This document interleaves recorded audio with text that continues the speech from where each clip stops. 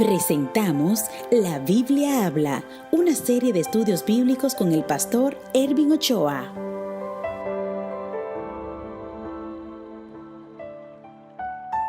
Bienvenidos a la lección número 17 del curso La Biblia Habla. El tema de hoy es la iglesia cristiana y su fundamento. Dios siempre ha tenido un pueblo escogido. Primero eran familias, luego patriarcas, después la nación hebrea fue elegida para representar el nombre de Dios entre las naciones. Sin embargo, el pueblo hebreo fue rechazado por su rebeldía y oposición al Mesías. El pueblo de Dios pasó a ser la iglesia, no ya una sola nación, sino todo aquel que acepte el nombre de Jesús. Iniciamos con la pregunta número 1. ¿Quién fundó la iglesia cristiana? Vamos a Mateo capítulo 16 y verso 18. Mateo 16, 18. Y yo también te digo que tú eres Pedro, y sobre esta roca edificaré mi iglesia, y las puertas del Hades no prevalecerán contra ella. Sabes, muchos interpretan mal este pasaje. Pedro significa piedra pequeña, Petros en griego. Pero roca, que es Petra, es donde Jesús va a edificar su iglesia, no sobre la piedra pequeña, sino sobre la roca. Hay otro pasaje que menciona claramente que la roca es Jesús. Mira lo que dice Efesios capítulo 2 y verso 20.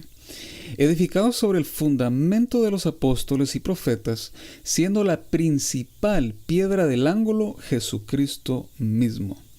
¿Te das cuenta? Este pasaje es contundente, ya que el fundamento, la piedra angular, que era la piedra grande, era una roca donde se construía, es Cristo Jesús, no es otra persona. Entonces la pregunta número 2 dice claramente sobre quién está fundada la iglesia.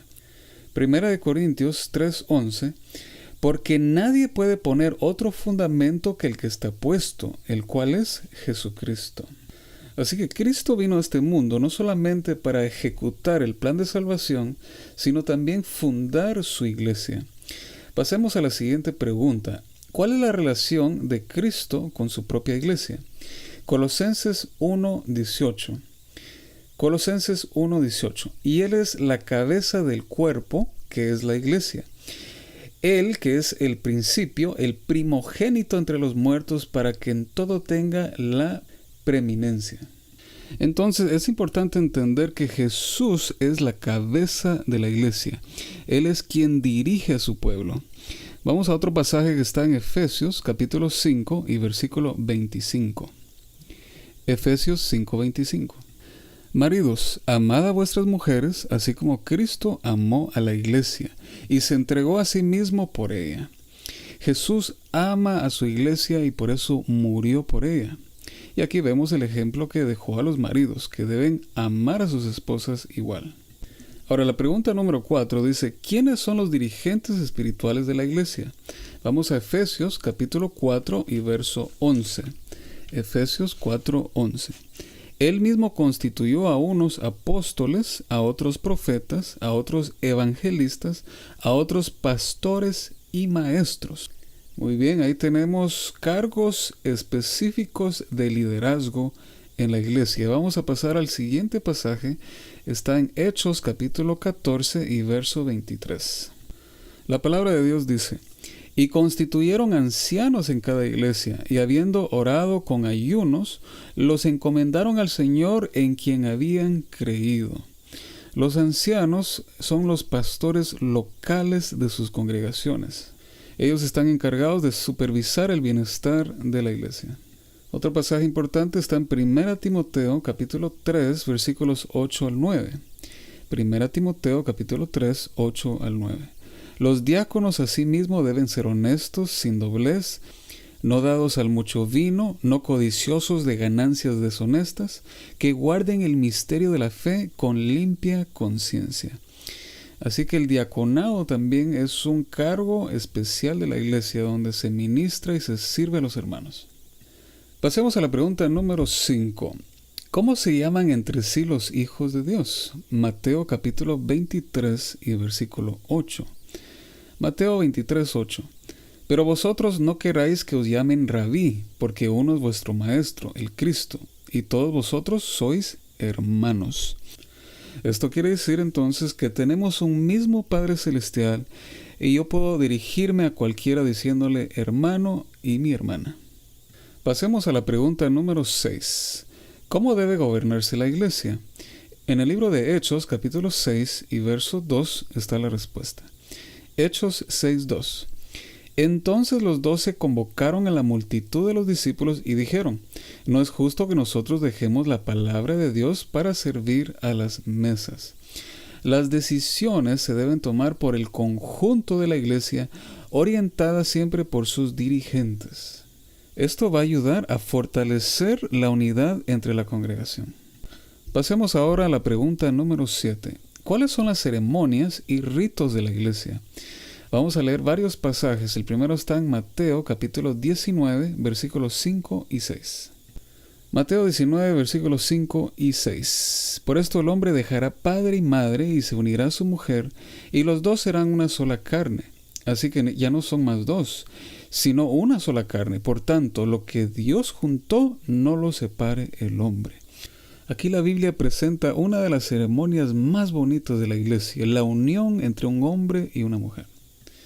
Vamos a ver otra ceremonia ahí mismo en Mateo 19, ahora versículo 13 y verso 15 también. Versículo 13. Entonces le fueron presentados unos niños para que pusiese las manos sobre ellos y orase, y los discípulos le reprendieron. Verso 15. Y habiendo puesto sobre ellos las manos, se fueron de allí. La presentación de los niños, presentarlos a Dios, es otra ceremonia importante de la iglesia, ya que los padres también se están comprometiendo en guiar a los hijos en el camino del Señor.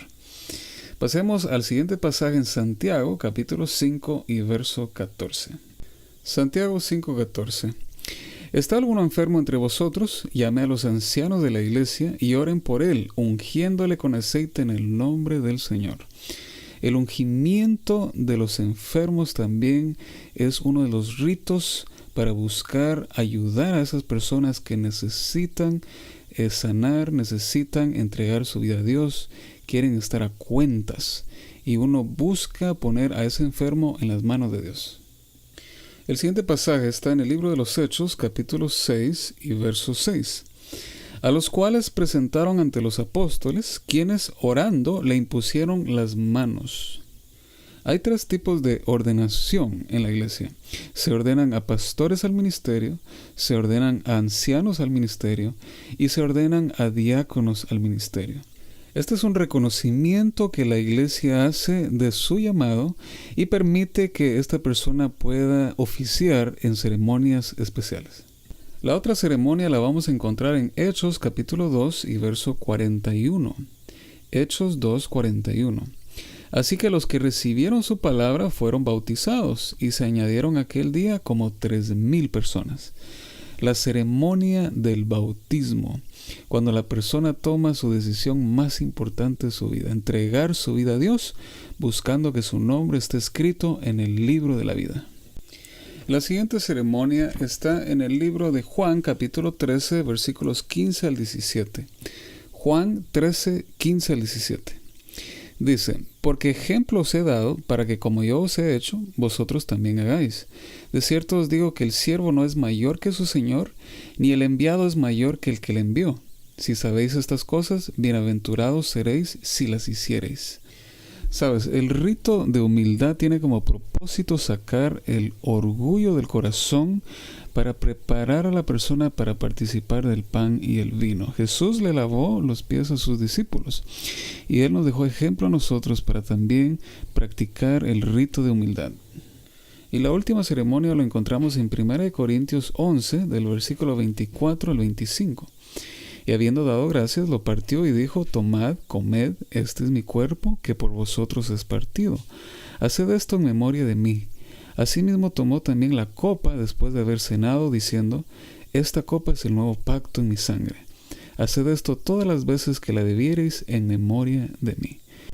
Esta ceremonia es conocida como la Santa Cena o la Cena del Señor. Pregunta número 8. ¿Qué relación tiene la iglesia con la verdad? 1 Timoteo 3:15. Y leemos: para que si tardo, sepas cómo debes conducirte en la casa de Dios, que es la iglesia del Dios viviente, columna y baluarte de la verdad. La iglesia está fundada en la verdad. Pregunta número 9. ¿Cuál es la misión de la iglesia? Mateo 28, 19 y 20. Por tanto, id y haced discípulos a todas las naciones, bautizándolos en el nombre del Padre, y del Hijo, y del Espíritu Santo, enseñándoles que guarden todas las cosas que os he mandado, y aquí yo estoy con vosotros todos los días hasta el fin del mundo. La iglesia debe ir a predicar, debe hacer discípulos y luego bautizarlos en el nombre del Señor, y prepararlos para seguir a Cristo y ser parte del reino de Dios. La pregunta número 10. ¿Cuál es el ideal de Cristo para su iglesia? Efesios 5 y verso 27. A fin de presentarla a sí mismo una iglesia gloriosa, que no tuviese mancha ni arruga ni cosa semejante, sino que fuese santa y sin mancha. Querido amigo, Dios quiere una iglesia que refleje su carácter, que refleje la gloria de Dios y puedan cumplir la misión de Jesús. Querido amigo, Dios te está invitando a ser parte de la iglesia de Cristo. Mira lo que dice 1 de Pedro, capítulo 2, versículos 9 y 10. Mas vosotros sois linaje escogido, real sacerdocio, nación santa, pueblo adquirido por Dios, para que anunciéis las virtudes de aquel que os llamó de las tinieblas a su luz admirable. El último pasaje que vamos a leer está en Hebreos capítulo 13 y verso 17. Hebreos 13, 17. Obedeced a vuestros pastores y sujetaos a ellos, porque ellos velan por vuestras almas como quienes han de dar cuenta, para que lo hagan con alegría, no quejándose, porque esto no es provechoso.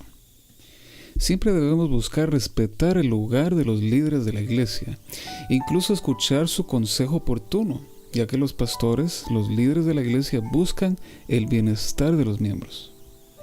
Querido amigo, Dios te está llamando hoy a ser parte de su iglesia, de tener el honor de ser parte de la familia de Dios. Dios te está llamando, Dios te invita. Permite que el Espíritu Santo te guíe a la iglesia bíblica, a la iglesia cuyo fundamento es Cristo Jesús. Esta ha sido la lección número 17, titulado La Iglesia Cristiana y su Fundamento, del curso La Biblia Habla. Yo soy el pastor Ervin Ochoa y te espero para el siguiente estudio, la lección número 18. Que Dios te bendiga.